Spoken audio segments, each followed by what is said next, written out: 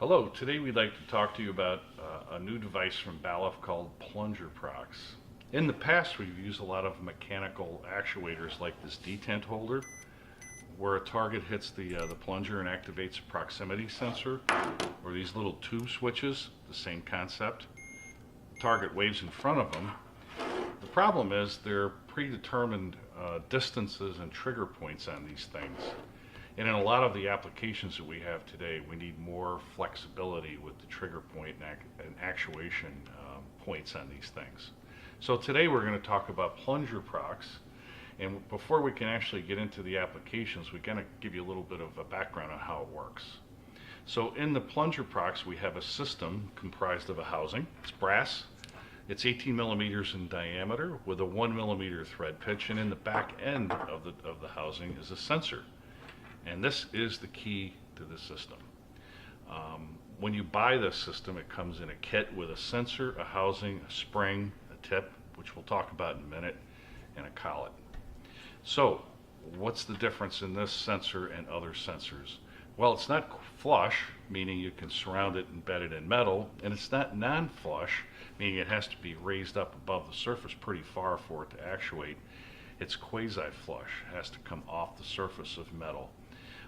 It really has no bearing in this except that it's married to this kit. You must use these sensors with these systems, either NPN or PNP. And when you buy it, it comes as a kit, designated as such. But there's a real advantage to it. They are off-the-shelf sensors. They're standard products. But when it's installed into this sensor, what happens is when we depress the plunger, it slides over the sensor, so that it makes it adjustable as far as the trigger point, the set point in this thing, and still gives us, provides us with over travel so we don't damage any sensors.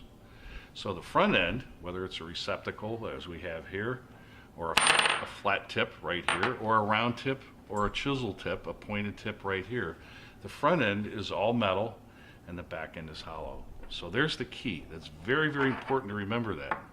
So we'll show you how this goes back together. The sensor's already installed here. The spring goes inside. And it's important to mention that this kit comes with 3 spring tensions. It's already preloaded with a medium tension spring. We have a light tension spring and a heavy duty spring. And we have the force value, those available if you need them in Newton meters or dynes, whatever value you need. So the collet slides over the tip. The tip slides into the plunger.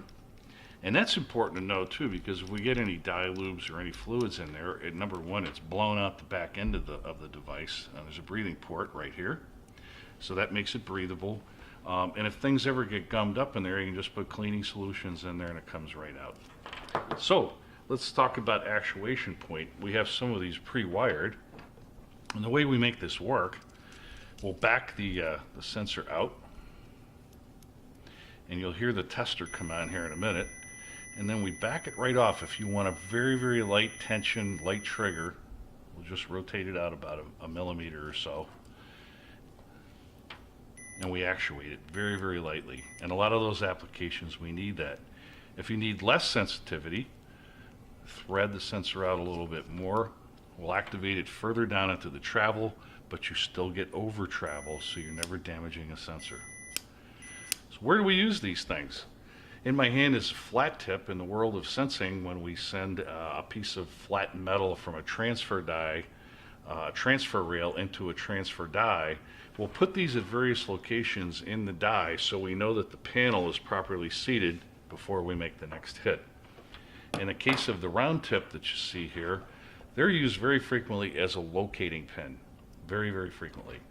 And in the plunger, in the receptacle model, we have a paddle hooked up here. In this case, it's a 2-inch paddle, which mimics a lot of the feed paddles that are out there in the world of stamping.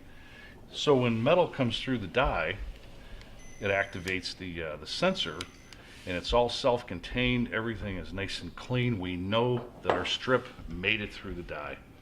But anything can be threaded into that receptacle, including some of these new probes. We're finding applications where people just want to touch something for gauging, maybe a flange, and anything can go in there, including what's already available and off the shelf, these little nut adapters, so it can be set up so that a panel with welded nuts on it, you can validate that those nuts have been welded and we don't miss anything going out the door to our customers.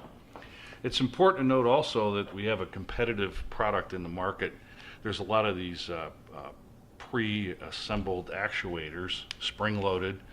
They're very rudimentary and they fail pretty frequently.